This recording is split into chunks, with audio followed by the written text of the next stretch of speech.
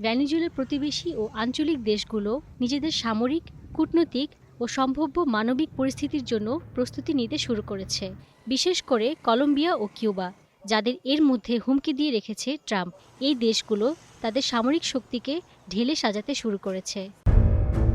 Colombia. ভেনেজুয়েলার সীমান্তবর্তী দেশ কলম্বিয়া। মাদুরোকে তুলে নেওয়ার ঘটনায় ট্রাম্প প্রশাসনের কঠোর সমালোচনা করেছে ল্যাটিন আমেরিকার দেশটি। সেই সাথে জাতিসংঘের হস্তক্ষেপ ও আঞ্চলিক সংলাপের আহ্বান জানিয়েছে দেশটির প্রেসিডেন্ট। সতর্কতা হিসাবে কলম্বিয়ার সীমান্তে মোতায়েন করা হয়েছে সামরিক বাহিনী। ভেনেজুয়েলা থেকে শরণার্থীদের ঢল নামার আশঙ্কা আছে কলম্বিয়ায়। কলম্বিয়া আগে থেকেই আছে ভেনেজুয়েলার বিপুল অধিবাসী। গায়ানা। ভেনেজুয়েলার পূর্ব পাশে আরেক প্রতিবেশী গায়ানা। দেশটির নিরাপত্তা বাহিনীও সতর্কতার সাথে সীমান্তে অবস্থান নিয়েছে এবং পরিস্থিতি পর্যবেক্ষণ করছে। ত্রিনিদাদ ও টোবাগো।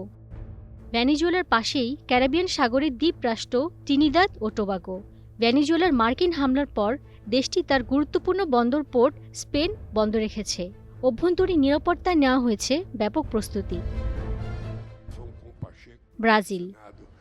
ভেনেজুয়েলার দক্ষিণের প্রতিবেশী দেশ ব্রাজিল। যুক্তরাষ্ট্রের হস্তক্ষেপকে অগ্রহণযোগ্য ও বিপজ্জনক পদক্ষেপ হিসেবে নিন্দা জানিয়েছে দেশটি। সীমান্তে বাড়ানো হয়েছে নিরাপত্তা, মোতায়েন করা হয়েছে সেনাবাহিনী।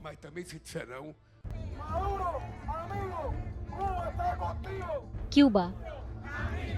ভেনেজুয়েলার ঘনিষ্ঠ সহযোগী কিউবা। ভেনেজুয়েলার তেলের উপরেই নির্ভরশীল কিউবার জ্বালানি খাত। যদিও কিউবার প্রতিবেশী দেশ নন, তবে সমাজতান্ত্রিক রাজনৈতিক মতাদর্শের কারণে দুই দেশের সম্পর্কটা বেশ গভীর। এই সম্পর্কের অংশ হিসাবে কিউবা ভেনেজুয়েলাকে সামরিক, গোয়েন্দা ও নিরাপত্তা সহায়তা দিয়ে আসছিল, যা এখন ভেঙে পড়তে পারে। মাদুরো নিরাপত্তা বাহিনীর একটি বড় অংশই কিউবার নাগরিক। মার্কিন বাহিনীর হাত থেকে মাদুরোকে বাঁচাতে গিয়ে মারা যায় কিউবার ৩২ জন নিরাপত্তা কর্মী। তাদের স্মরণে দুদিনের রাষ্ট্রীয় শোক পালন করছে কিউবা।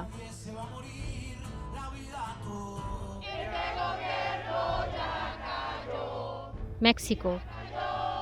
সরাসরি প্রতিবেশী দেশ না হলেও ভেনেজুয়েলার গুরুত্বপূর্ণ আঞ্চলিক অংশীদার মেক্সিকো।